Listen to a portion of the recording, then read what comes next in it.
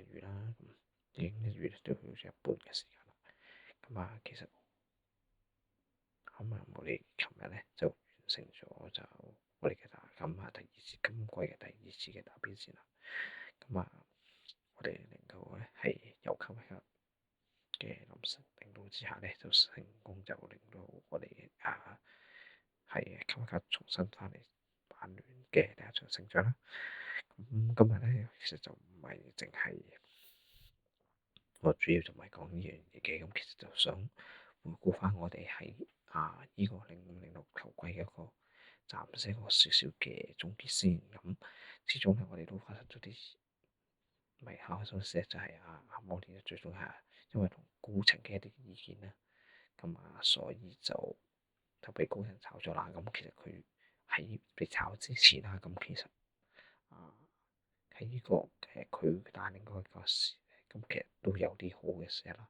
亦都係夏天嘅轉會窗，其實管理層都幫我哋帶住，就俾咗啲球員我哋加盟咗我哋咧，令到我哋都可以咧有新即係比較好嘅機會去迎接我哋呢個咁嘅新嘅球季啦。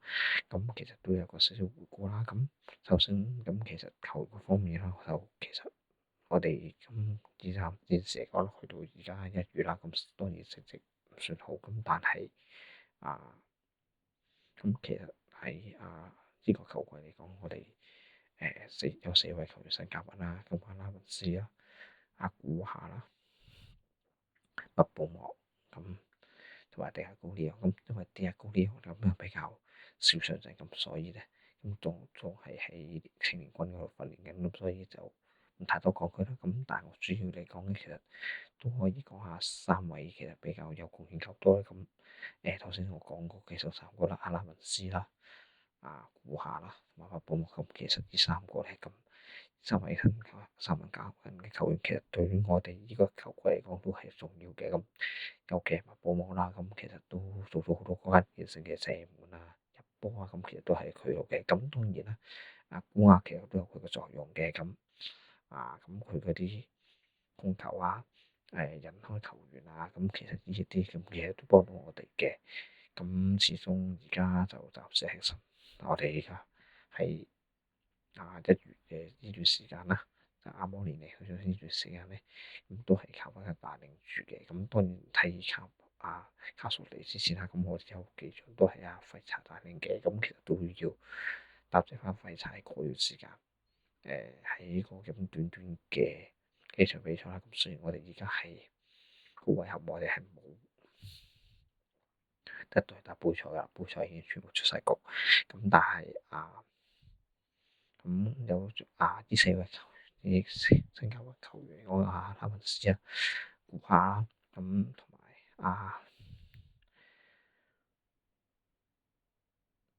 麥布莫。佢哋咧係要求佢嚟講，麥布莫因為同阿馬仔去咗非洲杯，所以一段時間都冇喺曼聯比賽啦。尤其阿摩連拉斯嗰幾場其實都係缺席咗嘅。冇辦法。但係總括嚟講，呢四個球員嚟講，尤其係拉文斯啦，其實佢可以上陣到正選嘅比賽開始啦。其實我哋嘅總失球數字其實已經係錄到咗少咗好多啦。當然好多時我哋嘅失波都唔可以怪佢嘅，其實都係靠我哋啲防守都有失誤嘅。多時仍然係阿摩連陣下嘅時候啦。當然嗰段時間我講曾經阿摩連時都有喺呢個球其實都有啲成績係好嘅。當然我講如果講成績嚟講，當然我哋少不免係有一段時間我哋有個3連勝嘅記錄啦。後尾當然嘅成績都開始係起伏不定啦，又會有輸啦。其實輸嘅比賽上，我記得其實都唔算多嘅。喺嗰個曾經係3連勝之後嗰個嘅，其實大約都係2至3場左右啦。當然啦，其實當時阿摩連嘅戰術仍然都係為人詬病但係其實整體其實好多個陣當時嘅陣營已經係可以慢慢咁，比較講可惜就係我哋都係比較呢個球季都係啦，有啲傷兵嘅情況都係依然會有嘅。咁即係最近期咁馬天尼斯放翻出嚟啦，咁都算係我哋及時雨嚟嘅。咁當然仲有話而家現時個迪尼斯都受少嘅養傷緊啦，咁麥加亞就出翻嚟啦。咁所以咁呢段時間嚟講，我又覺得啦，阿摩連嘅離隊，咁當然其實就係一個遺憾，就係對球隊嘅陣檔咁。除咗靠嘅卡嚟到，咁我哋究竟仲有啲咩可以做？咁因為我頭先都講，咁譬如我哋已經係足總杯同聯賽杯都出咗局，咁啊，咁我哋仲有啲咩？咁因為冬窗其實都好大機會揾唔到球員嘅，或者係可能係租借啊，咁就要視乎管理層。咁當然今次咁突然係炒嘅阿摩連嘅決定咧，咁其實都係有時都係關高層先。咁當然啦，管理層都可能有需要負大責任係一段廢柴短就教過2、3場比賽啦。咁其實成績當然未必係最好。咁當然啦，咁始終我哋都唔可以教廢柴嘅。咁我最講都怪管理層嘅啫。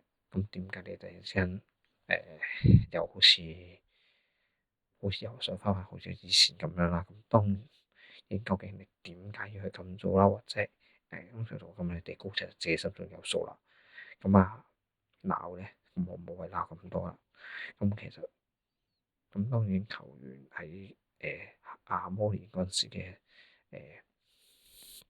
關於呢啲陣式啊，咁各方面咁未必話完全適應咧。咁慢慢逐步其實都有嘅。咁當然啦，我哋都有嘅時候，咁我哋喺我錄音之前啊，咁我哋亦都話即係靠家叔做個及時雨咧，去做一啲調節啦。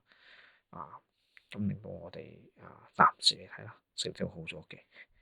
咁士氣都好咗好多啦。咁即係整體發揮都睇到有嘅。咁當然依家我哋球季咧，仲有幾個月嘅時間去完季嘅，都仲有幾個月嘅時間。咁我哋都 keep 住要望住，究竟卡維克佢嘅不敗紀錄可以維持幾耐啦？咁始終球季呢個換個球季都仲係漫長。咁我哋嘅比賽其實已經係少嘅。咁睇下而家我哋管理層點樣去喺我哋而家現時又冇考到賽啦，補賽已經出晒局嘅情況之下，點樣去令到我哋嚟緊無論係轉會窗好，點樣吸引翻啲 sponsor 又好咧，咁都要係睇翻，都係睇求我哋嗰班球員啦，同埋卡維克喺呢個完季之前去個部署訓練咁當然寄望球員唔好受傷啦。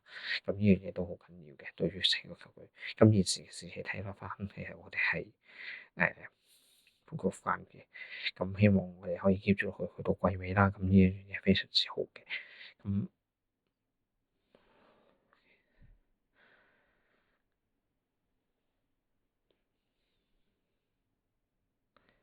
其實呢個係呢個我哋呢個嘅球季嘅呢個小總結嚟講，其實我覺得遺憾嘅就係我哋兩個杯賽都出到局。咁首先，如果係聯賽杯嚟講，其實我哋真係一個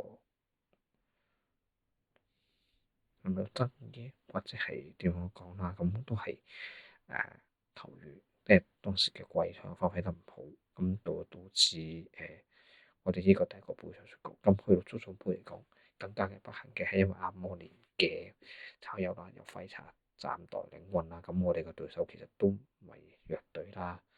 咁我哋呢幾年都見到白禮頓，其實呢一個對手都好勁嘅。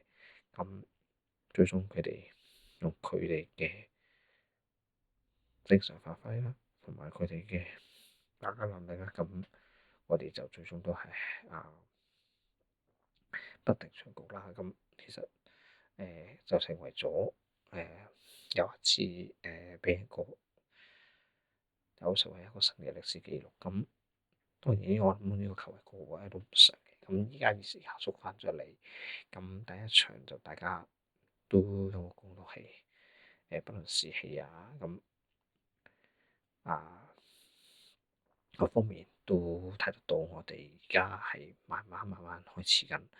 咁嚟緊我哋都開始入去咁下場對阿仙奴，今晚都有其他嘅咁嘅賽，我哋呢個球季都算係比較少，但係點樣去大家去 keep 到狀態啊，球員避免受傷啊，管理層又點去？我哋喺依家比較少嘅情況之下，點樣去揾一啲嘅空檔期嘅時候，點樣去除咗訓練以外，會唔會有其他嘅方式去令到我哋球員有狀態啦？咁呢樣嘢都好緊要嘅。咁當然係國際賽嘅時候，咁可能有啲球員未必係會可能佢情況被徵召咗去國家隊啦，或者係咩嘅時候，咁其他嘅球員又點樣去貼住個狀態咧？咁令到繼續我哋嘅士氣都繼續要保持住啦，去到季尾啦。咁當然我哋最終我希望咁其實我哋亦都希望咧，我哋嘅曼聯咧可以入翻歐洲賽先。咁當然我依家唔大寄望有一個高嘅目標。咁我最希望嗰啲係可以起碼入到歐霸先。咁歐冠嚟喺歐冠咧或者歐聯啊咁講真啦，呢個係當然係最希望。咁但係講低少少啦，歐霸先係一個最簡單嘅希望啦嚇。咁呢樣嘢相信希望卡叔帶領住嘅球隊可以繼續有穩定嘅發揮，而我哋亦都可以喺剩餘嘅比賽，我哋嘅聯賽可以睇到由卡威克領導嘅曼聯可以去到幾遠，最終曼聯個排名去到幾多可唔可以繼續有一個好似對住曼城呢一場賽嘅一個咁穩定嘅發揮啦？可以令到我哋球迷有一個喜悅、開心嘅心情啦。無論作客主場，都會令到我哋可以睇到曼聯係可以踢到一個咁漂亮嘅足球，可以令到我哋咁有新面目，可以令到每一支嚟對住曼聯嘅球隊都唔會話咁容易去喺我哋身上度攞到分數入球我哋要發揮得好啦。咁係咁多啦。咁多謝啦，收聽收睇。咁希望我哋已經去到2026年啦。咁希望嚟緊都有多啲機會去做多啲節目關於曼聯啦，甚至可能有其他嘅節目嘅。咁多謝大家收聽收睇，咁下次嘅錄音再見，拜拜。